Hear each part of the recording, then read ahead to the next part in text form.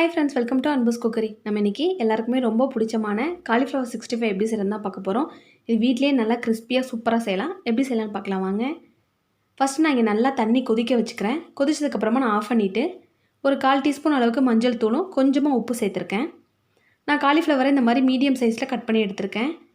இப்போ நம்ம கட் பண்ணி வச்சுருக்க காலிஃப்ளவர் எல்லாத்தையும் இந்த தண்ணியில் சேர்த்துட்றேன். சேர்த்துட்டு ஒரு தடவை நல்லா இந்த மாதிரி கலந்து விட்டுறலாம். கலந்து விட்டதுக்கப்புறமா இது ஒரு 2 நிமிஷம் அந்த சூடான தண்ணியிலே இருக்கட்டும். செய்யும்போது காலிஃப்ளவர் உங்களுக்கு கொஞ்சம் வெந்துடும். அதுவும் இல்லாமல் அதில் பூச்சி ஏதாவது இருந்தால் கூட அதுலேருந்து வெளியில் வந்துடும். இப்போ இந்த மாதிரி நல்லா வடிகட்டியில் போட்டுட்டு நல்லா டேப் வாட்டரில் ஒரு 2 தடவை நல்லா வாஷ் பண்ணிவிடுங்க. நல்லா வாஷ் பண்ணதுக்கப்புறமா நல்லா இந்த தண்ணி ஃபுல்லாக ட்ரைன் ஆக விட்டுருங்க. அதுக்குள்ளே நம்ம அதுக்கு மாவு ரெடி பண்ணிடலாம். நான் இதுக்கு 1/4 கப் அளவுக்கு மைதா மாவு எடுத்திருக்கேன். 1/4 கப் அளவுக்கு கார்ன்ஃப்ளவர் மாவு சேர்த்துக்கிறேன். 2 டேபிள் ஸ்பூன் அளவுக்கு அரிசி மாவு சேர்த்துக்கிறேன். அந்த கிறிஸ்பினஸ்க்காக நான் சேர்த்துக்கிறேன். அதுக்கப்புறமா இதில் ஒரு 1/4 டீஸ்பூன் அளவுக்கு மஞ்சள் தூள் சேர்த்துக்கலாம். நான் 1 டீஸ்பூன் அளவுக்கு காஷ்மீர் ரெட் சில்லி சேர்த்துக்கிறேன். இது கலருக்காக தான் சேர்த்துக்கிறேன். இதில் அவ்வளோவா காரம் இருக்காது. இது இல்லைனாலும் பரவாயில்ல, நீங்கள் நார்மல் மிளகாத்தூளே சேர்த்துக்கலாம். அதில் காரம் கம்மியாக இருக்கிறதுனால ஒரு 1/4 டீஸ்பூன் அளவுக்கு சாதாரண மிளகாத்தூள் சேர்த்துக்கிறேன். ஒரு 1/4 டீஸ்பூன் அளவுக்கு தனியாத்தூள் சேர்த்துக்கிறேன். ஒரு 1/2 டீஸ்பூன் அளவுக்கு கரம் மசாலா சேர்த்துக்கிறேன். இது எல்லாமே சேர்த்ததுக்கப்புறமா இதுக்கு தேவையான அளவுக்கு உப்பு சேர்த்துக்கிறேன். நம்ம ஏற்கனவே காலிஃப்ளவரில் வேறு கொஞ்சம் உப்பு சேர்த்துருக்கோம். அதனால் உப்பு பார்த்து போட்டுக்கோங்க. உப்பு சேர்த்துட்டு ஃபஸ்ட்டு இந்த ட்ரையாக எல்லாத்தையும் நம்ம மிக்ஸ் பண்ணிடலாம்.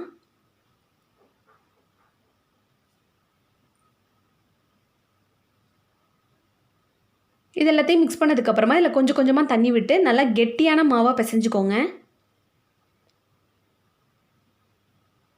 கொஞ்சம் கொஞ்சமாக தண்ணி விட்டு பிசைங்க. தெளித்து நிறையா சேர்த்துட்டிங்கன்னா ரொம்ப தண்ணி ஆகிடும். இப்போ பார்த்திங்கன்னா இந்த அளவுக்கு கெட்டியாக பிசைஞ்சிருக்கேன். இப்போ இதில் நம்ம நல்லா கழுவி வடிகட்டி வச்சுருக்க காலிஃப்ளவரை சேர்த்துக்கிறேன். நல்லா தண்ணி ஃபுல்லாக ட்ரை ஆக்கிடுங்க. இல்லைனா உங்களுக்கு மாவு ரொம்ப தண்ணியாக போய்டும். அப்புறம் மாவு நல்லா கோட் ஆகாது. இப்போ காலிஃப்ளவரை சேர்த்துட்டு மெல்லமாக எல்லா இடத்துலையும் படுற மாதிரி நல்லா கலந்து விட்டுடலாம். இந்த மாதிரி கலந்து விட்டதுக்கப்புறமா இது ஒரு 10 நிமிஷம் இருக்கட்டும். 10 நிமிஷம் கழித்து இதில் 1 டீஸ்பூன் அளவுக்கு இஞ்சி பூண்டு பேஸ்ட்டு சேர்த்துருக்கேன். ஊற வைக்கிறதுக்கு முன்னாடியே சேர்க்காதீங்க. அப்படி சேர்த்திங்கன்னா அது தண்ணியாக போயிடும். இப்போ இது எல்லாத்தையும் நல்லா கலந்துடலாம். இப்போ நமக்கு காலிஃப்ளவர் நல்லா ரெடி ஆகிடுச்சு. நல்லா சூடாக இருக்கிற எண்ணெயில் மீடியம் ஃப்ளேமில் வச்சுக்கோங்க. ஒவ்வொன்றா தனித்தனியாக சேர்த்துக்கோங்க. ஒவ்வொன்றா எடுத்து சேர்த்திங்கன்னா தான் ஒன்றோட ஒன்று ஒட்டாமல் இருக்கும். இப்போ எல்லாத்தையும் சேர்த்ததுக்கப்புறமா உடனே கலக்கி விடாதீங்க. கொஞ்சம் நேரம் கழித்து லைட்டாக திருப்பி விடுங்க.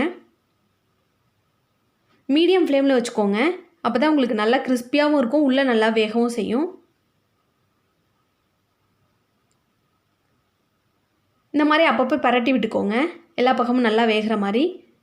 இப்போ நல்லா வெந்துருச்சு. நம்ம காலிஃப்ளவர் எடுத்துடலாம். நம்ம காஷ்மீர் ரெட் சில்லி சேர்த்துருக்கனால அதுவே உங்களுக்கு நல்ல கலராக இருக்கும். எந்த ஃபுட் கலரும் சேர்க்க தேவையில்ல. இதே மாதிரி நான் எல்லாத்தையுமே பொரிச்சிடுறேன். எல்லாத்தையுமே நல்லா பொரிச்சு எடுத்ததுக்கப்புறமா இப்போ நல்லா எண்ணெயை ஹை ஃப்ளேமில் வச்சு ஹீட் ஆக்கிக்கிறேன். இப்போ நம்ம பொரிச்சு வச்சுருக்கோம் பாருங்கள், அது எல்லாத்தையும் மறுபடியும் அந்த எண்ணெயில் ஒரு தடவை சேர்த்து ஒரு 2 தடவை பரட்டி விட்டுட்டு நம்ம எடுத்துடலாம். நல்லா ஹை ஃப்ளேமில் வச்சுக்கோங்க. இந்த மாதிரி செய்யும் போது இன்னும் கொஞ்சம் உங்களுக்கு கிறிஸ்பியாக இருக்கும். நல்லா ஹை ஃப்ளேமில் வச்சு ஒரு தடவை பரட்டி விட்டாலே போதும். இது ஆப்ஷனல் தான், உங்களுக்கு வேணும்னா செய்யுங்க, இல்லைனா நீங்கள் ஒரு தடவையிலே நல்லா பொரிச்சு எடுத்துக்கோங்க. இப்போ ஒரு தடவை பரட்டி விட்டதுக்கப்புறமா நான் நல்லா எண்ணெயெல்லாம் வடிகட்டி எடுத்துடுறேன். எடுத்ததுக்கப்புறமா ஒரு டிஷ்யூ பேப்பரில் போட்டு வச்சுக்கிட்டிங்கன்னா உங்களுக்கு எக்ஸஸாக இருக்க ஆயில் ஃபுல்லாக அதில் அப்சர்வ் ஆகிடும்.